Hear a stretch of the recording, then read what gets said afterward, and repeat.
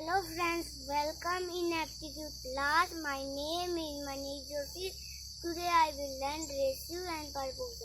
This is common for all entrance exams like IAS, IES, GATE, CDS, GRE, IIT-JEE and all UPSC exams. Do not miss the class if you want success in your life. Thanks to listen. Hi friends, this is the ratio and proportion part number 6. Okay, so again next theorem, the theorem is these are the shortcut method. If two quantities x and y are in the ratio x ratio y, then x plus y ratio x minus y proportion x plus y ratio x minus y both. Okay, so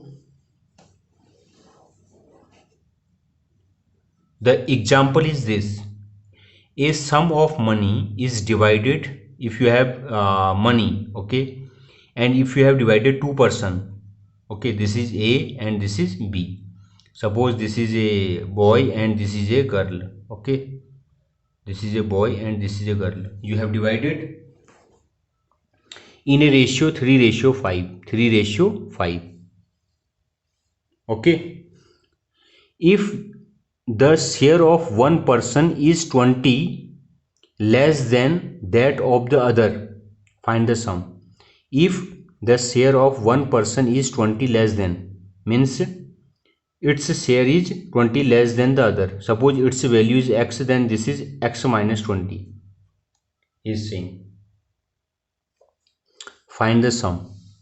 Okay, very simple question. So your sum by this theorem, how to solve this question? 3 plus 5 upon 5 minus 3 is your answer.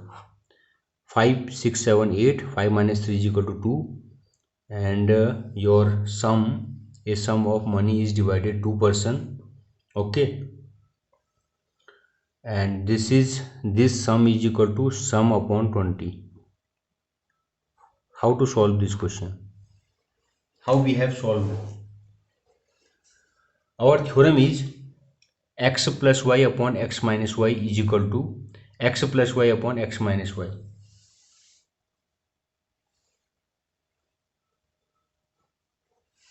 So your 5 plus 3 upon 5 minus 3, x plus y, x minus y is equal to sum of the money upon 20. A sum of money is divided between two persons in a ratio of 3:5. If the share of one person is 20 less than that of the other, find the sum. This is the sum. If the share of one person is 20 less than that of the other, okay. If you will subtract, now here you can see, if this is x, then this is x minus 20, okay, already we have done x minus 20. So this is x minus x plus 20. So this is 20, okay. Sum of the money and subtraction of the money. X plus y ratio x minus y means x plus y upon x minus y is equal to x plus y upon x minus y. Means 3 plus 5 upon 5 minus 3, x plus y upon x minus y is equal to x plus y upon x minus y. X plus y is the sum of money upon x minus y is the, suppose this is x and this is x minus 20. If you will subtract, then you will get 20. Now compare, then you will get the sum of money. 5 plus 3 is equal to 5, 6, 7, 8. 8 into 20 upon 5 minus 3 is equal to 2. This is 10. And 8 into 10 is equal to 80 is equal to sum. Very simple. Okay. I think that you understand.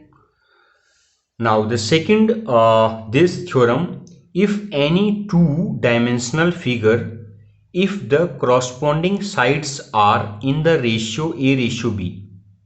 Suppose you have any figure, Suppose you have any figure, this is your figure, and it's suppose this is A ratio B, corresponding sides are A ratio B, then their area, if corresponding sides are A ratio B, then their area is equal to A square ratio B square. Means if any two-dimensional figure, if the corresponding sides are in a ratio of A ratio B, then their areas are in the ratio of A square ratio B square. What is the meaning of this? Now this question it will explain. The sides of a hexagon, hexagon already we have seen, means you have 6 side. Hexagon is this is your hexagon. Okay, polygon, are the sides of the hexagon are enlarged by 3 times. Suppose we are increasing the all the sides of this hexagon. Okay, enlarged 3 times. Suppose we are increasing 3 times, 3 times, 3 times, 3 times, 3 times. In this condition it will become just like this. Okay, like this, very big, 3 times. Find the ratio of areas of the new and old hexagon. So this is the new area and this is the old. Okay, this is the old area, this is the new area, and this is the old area, new and old hexagon. So before its side was A ratio B, now the new, this is the new area and this is the old area. Okay, that is the ratio of new and old area. Their areas are in the ratio, means old ratio and new ratio, new old area and new area ratio. This value is for old and new area ratio. Okay, so this is 3 times. In this question your ratio it is 3 times. Okay, so before it was 1 ratio 3. The sides of the hexagon are enlarged by 3 times. Before it was 1, now this is 3 times. So your area it will be A square B square 1 square ratio 3 square. This is your answer. Very simple. Before it was 1 ratio 3, now 1 square ratio 3 square. This is your required answer of such question. Now in the next question, the ratio of the radius on a diameter of circumference of 2 circles is this. You have 2 circles. The ratio of the radius. Okay, radius means you have this circle, this is your center, this is the radius. Okay, the ratio of the radius or diameter you can think, or circumference you can think. Circumference is this, the whole thing is circumference, and diameter is if you will join from here to here. Okay, from center, then this is the diameter of 2 circles. Suppose you have this circle and another circle is, suppose another circle is this. Okay, this is another circle, and suppose center is same. This is your another circle, this is R1 and this is R2. Okay, if R1 ratio R2 is equal to 3 ratio 4, find the ratio of their area. Very simple. Ratio of area is equal to 3 square ratio 4 square. Very simple. Already we have explained. Okay, I think that you understand. So now 3 3 is 9 and 4 4 is 16. Now the next question. In the next question, in any 2 3-dimensional figure, you have 2 3-dimensional figure. What is the meaning of 1-dimensional, 2-dimensional, 3-dimensional? Already we have explained. So 3-dimensional is just like this. This is 3-dimensional cuboid. Okay, this is 3-dimensional. So 3-dimensional figure, if the corresponding sides or other measuring length are in the ratio of A ratio B, suppose it is A ratio B, then their volume, okay, in place of area, if you are taking volume, then it will be A cube ratio B cube. If you have any figure, any 3-dimensional figure, and if your target to find the volume with respect to such same question, Okay, here we are finding the area means length into breadth. If you have rectangle and this is length and this is breadth, so your area is equal to L into B.